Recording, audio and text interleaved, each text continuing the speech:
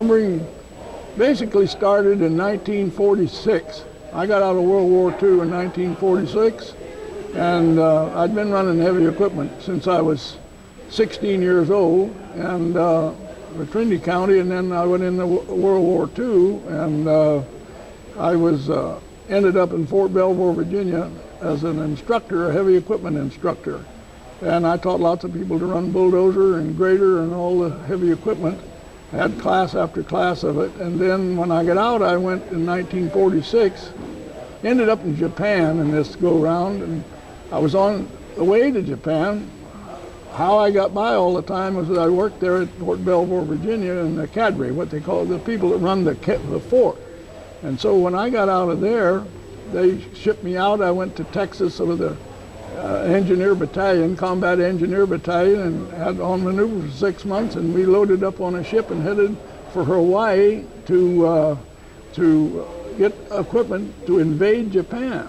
Okay, so when we get on the high seas heading for Hawaii, they dropped the atomic bombs. We didn't know what the hell they were, but we thought that's good because maybe this thing will turn around, and by the time we got to Hawaii, well, the war was declared over. And so we loaded up all the equipment on LSTs and left and went from there was on the ocean for 39 days, and every time I'd get on a boat, I'd get sick all over again. It was not nice. But we stopped in Saipan. We was 39 days going from there to stayed 2 or 3 days in Saipan. And when we were in Saipan, why there were people right there on the island that were still Japanese that had never given up, and they stayed there for many, many years before they ever come in. That's what I've read. But anyway, went from there to Japan and stayed there for 6 months. And we dropped them boats, Wakayama Beach, the bow of them LSTs, and I was the first man to, if there had been a war on, I'd have got killed just instantly because I had no protection. Took the fan belts off and dumped them cats right out into the ocean and swam them to shore. We had paddled ashore and then turn around and put the fan belts back on and shove sand back out to where that bow of that LSTs went down in the water to where we could fill it up. And there's 3 or 4 LSTs right there, and they were all doing the same thing, fill it up with sand so you could unload the boats. The LSTs with all the equipment on them. And LSD stood for what? Landing.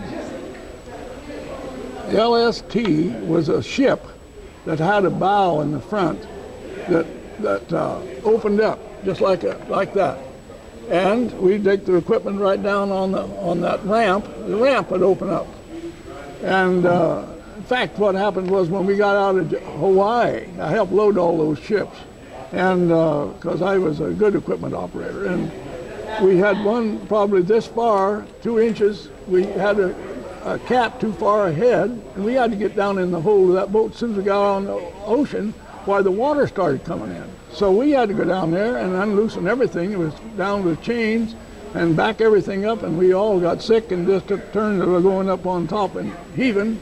But we got it and pulled it back so the door could close so we wouldn't sink the boat. But anyway, we got to Wakayama Beach and unloaded, and I was there in Japan for 6 months. It was quite an interesting experience. The people were friendly, and ended up, I thought I was going to end up, by golly, in the Korean War. It was coming up next, and I thought, Andy, you're never going to get home.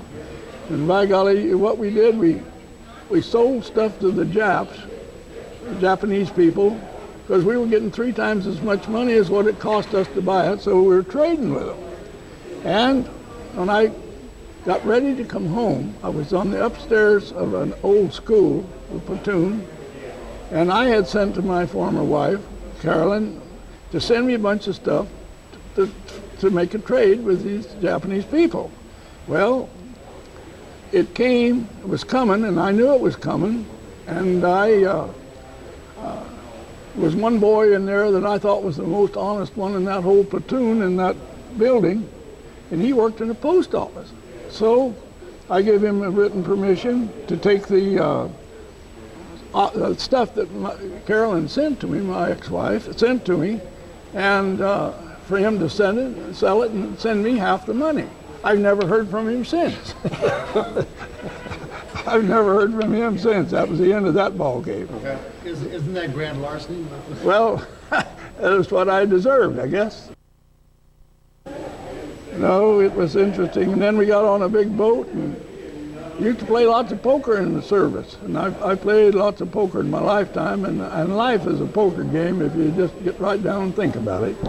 But anyway, when I got over being seasick, I went up in the boat and I was going to get in a poker game, and there was colored people sitting there, and I got along good with them in the service too, but one of these old boys had a knife with a blade that long laying right alongside of him, and I thought, Andy, this is a game you better not get into. Yeah. So I bypassed that, and we came back to Seattle and partied there over a weekend and went to a dance and then come down to LST. No, another small boats down this coast, and this is the worst coast that you could possibly travel with a small boat. It's rough, awful rough. And we went down the Bay Area, and I got shipped back to Sacramento, and they wanted me to stay in the service, would give me a master sergeant's rating if I'd stay in. And I told him, I said, talk to somebody else and give me my discharge. I'm heading for Zenia. And so they finally turned us loose, and I hitchhiked from Sacramento over there. There's an Army base over there, just out of Sacramento, and I had to hitchhike from there to Garberville in 5 hours. I had a money belt with $400 or $500 in it underneath my shirt and hitchhiked out of there. And that's the end of my Army career.